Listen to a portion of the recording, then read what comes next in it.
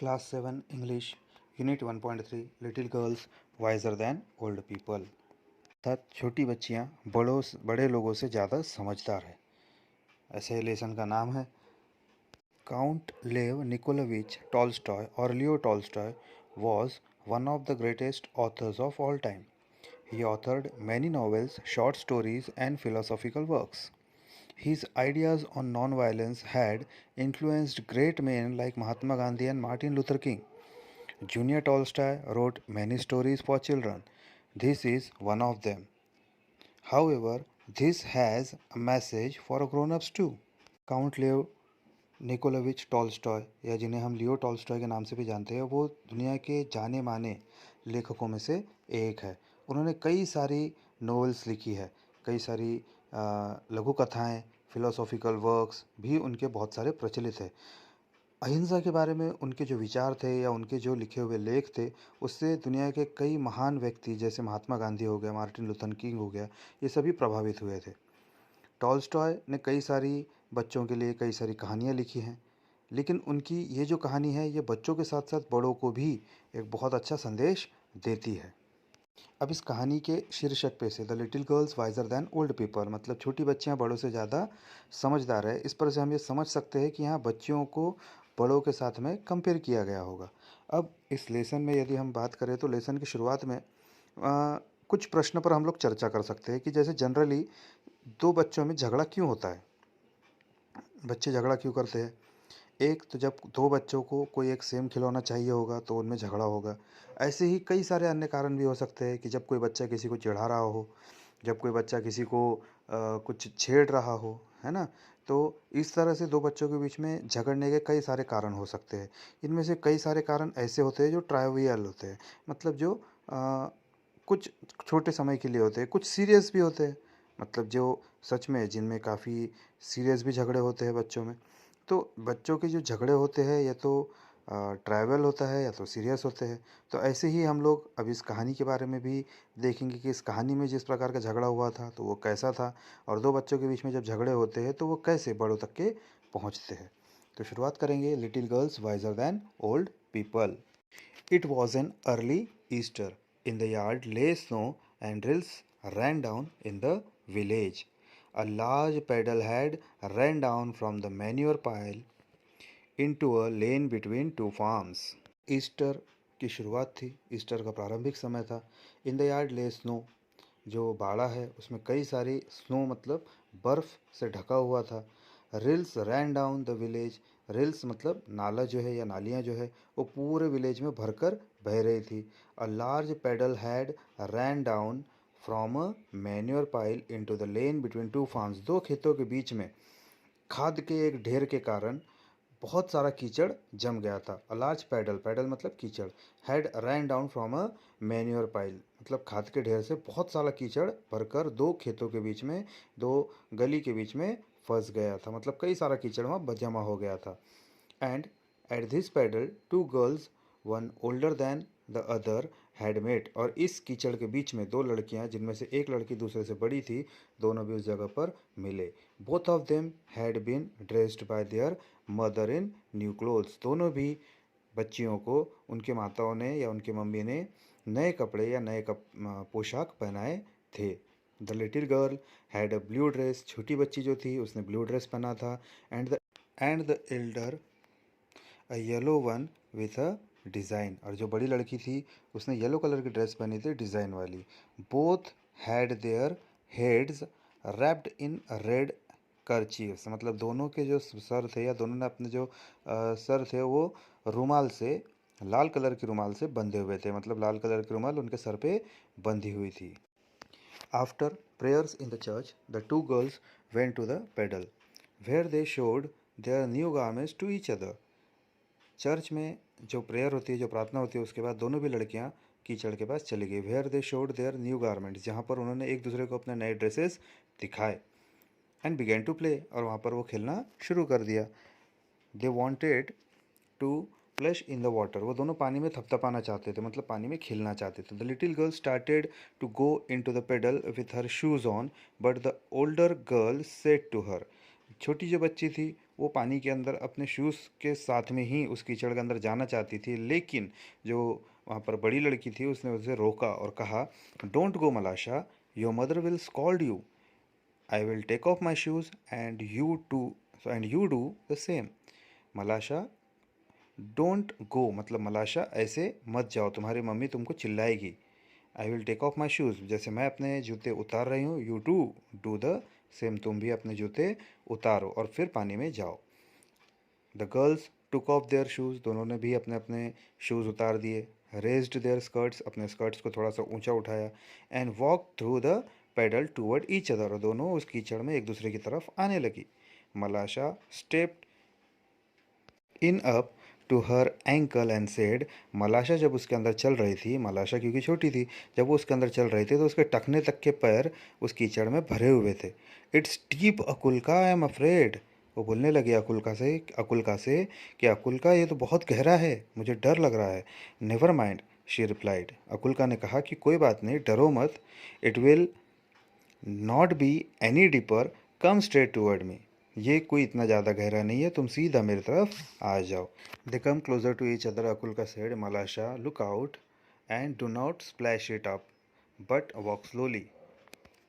जब वो दोनों एक दूसरे के नज़दीक आ रहे थे, they came closer to each other, Akulka ने कहा कि मलाशा ऊपर देखो और वो छींटे मत उड़ाओ, धीरे से चलो, बट वॉक सॉफ्टली मतलब धीरे धीरे चलो, एकदम सॉफ्टली चलो। She had barely said that when Malasha plumped her foot into the water and bespattered Akulka's new dress, मतलब मलाशा ने ये जस्ट कहा ही था कि अकुल्का ने जस्ट ये कहा ही था कि मलाशा ने अपने पैर पानी में डाल दिए और उससे अकुल्का के ड्रेस के ऊपर छींटे उड़ गए। उसने ज़ोर से पैर पानी में डाल दिए कि उसके पूरे छींटे अकुल्का के ड्रेस पर उड़ गए। And not only her dress but also her nose and eyes, लेकिन सिर्फ उसके ड्रेस पर नहीं उड़े बल्कि उसके नाक पर और उसके आंखों पर भी वो छींटे उड़े।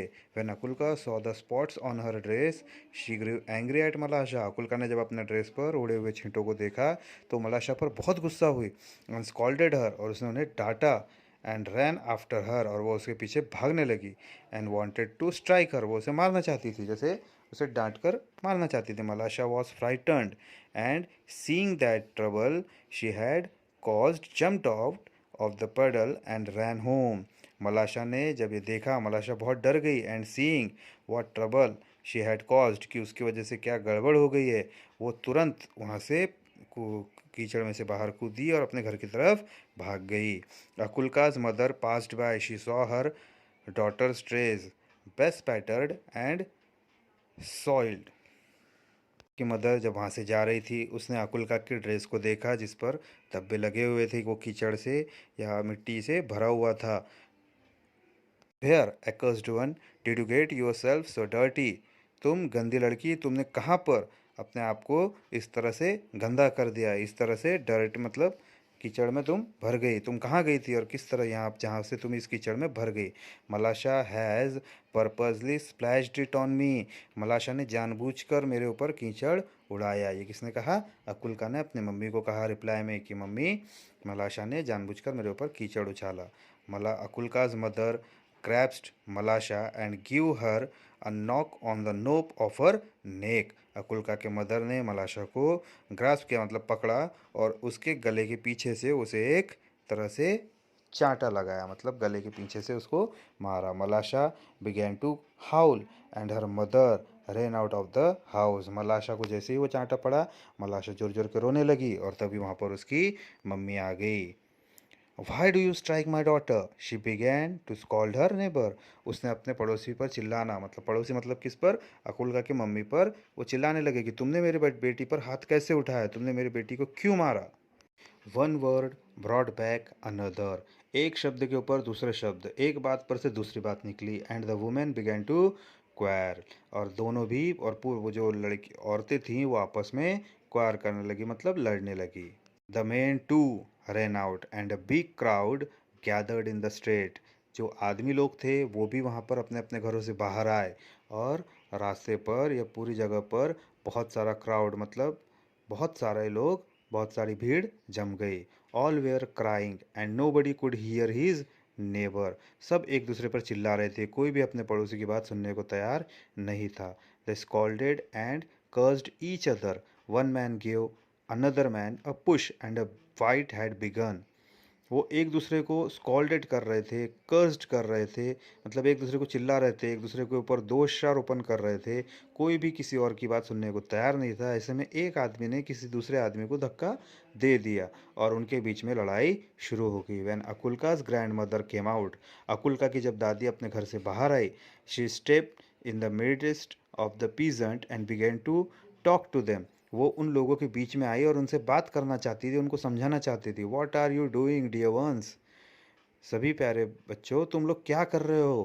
कंसिडर द हॉलीडे, आज इतना अच्छा छुट्टी का दिन है।